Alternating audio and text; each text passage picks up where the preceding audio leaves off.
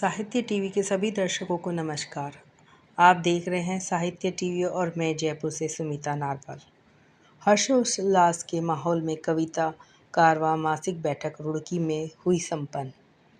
माह अप्रैल 2026 की कविता कारवां की बैठक इस बार कुछ विलंब से 2 मई 2026 को कविता कारवां के एक सक्रिय व अग्रणी सदस्य आदरणीय निधि जैन के आवास पर आयोजित की गई, जिसमें काफ़ी संख्या में साहित्यिक मित्र शामिल हुए और उन्होंने अपने अपने पसंदीदा शायरों और कवियों की रचनाएं सुनाकर इस बैठक को सफलता के शिखर तक पहुंचाया।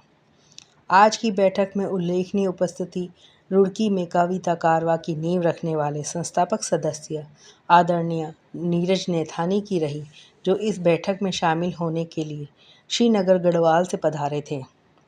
इस बैठक का शुभारंभ भी आदरणीय नीरज नैथानी के द्वारा ही किया गया। उन्होंने अपने एक पसंदीदा शायर की कविता चूल्हा मिट्टी का, मिट्टी तालाब की और तालाब ठाकुर का, भूख रोटी की, रोटी बाजरे की, बाजरा खेत का और खेत ठाकुर का सुनाकर इस देश की गरीब, मजदूर और किसानों की दयनीय हालत का तथा शोषण का एक भावुक चित्रण प्रस्तुत किया। इस कारवां को आगे बढ़ाते हुए जब बैठक के संयोजक श्री पंकज त्यागी असीम ने अपने प्रिय शायर की एक हास्य व्यंग्य गजल कभी नहीं थे हमारे इतने करीब लीचड़ सुनाई तो सभी सदस्य हंसने पर मजबूर हो गए।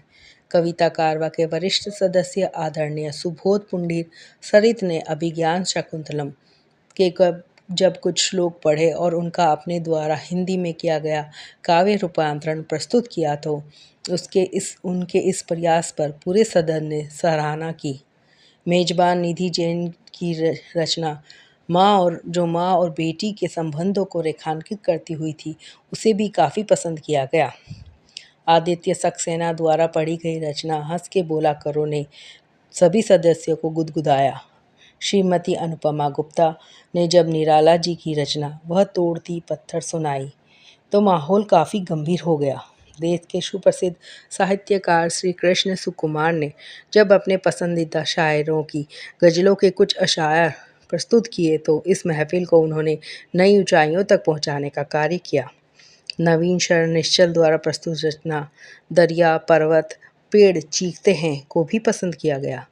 हमेशा की तरह जब शाहिदा शेख ने श्रीमती माधुरी नैथानी द्वारा लिखित एक कविता को अपने मधुर कंठ से पढ़ा तथा उसके बाद एक गीत सुनाया तो पूरा माहौल संगीतमय हो गया। राजीव शर्मा द्वारा प्रस्तुत रचना वरदान नहीं मांगूंगा, डॉक्टर सुनील शर्मा द्वारा प्रस्तुत रचना मैं दुखी जब जब हुआ तथा श्रीमती अनुपमा शर्मा जी की प्रस्तुति पेड़ पर चढ़ा आदमी को भी तालियों की गड़गड़ाहट प्राप्त हुई। सो सिंह सैनी द्वारा प्रस्तुत रचना साधु हम चौसर की गोटी तथा श्री अनिल वर्मा अमरोही द्वारा प्रस्तुत दुआ प्रमिला की नज्म को भी सभी ने सराहा।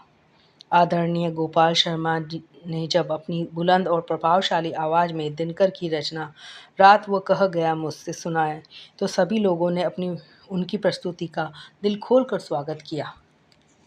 श्री आर के गुप्ता, अलका घनशाला, निशा सक्सेना, मृणालिनी शर्मा जी ने अपने अपने पसंदीदा कवियों और की श्रेष्ठ रचनाएं सुना कर कविता कारवां की इस बैठक में चार चांद लगाए। कुल मिलाकर बैठक बहुत खुशगवार माहौल में संपन्न हुई।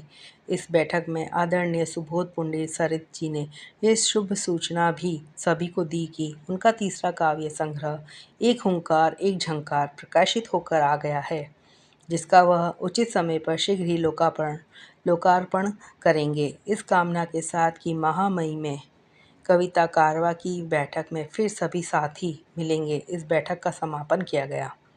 दिल्ली से लाल बिहारी लाल की रिपोर्ट के साथ जयपुर से साहित्य टीवी के लिए सुमिता नारवाल।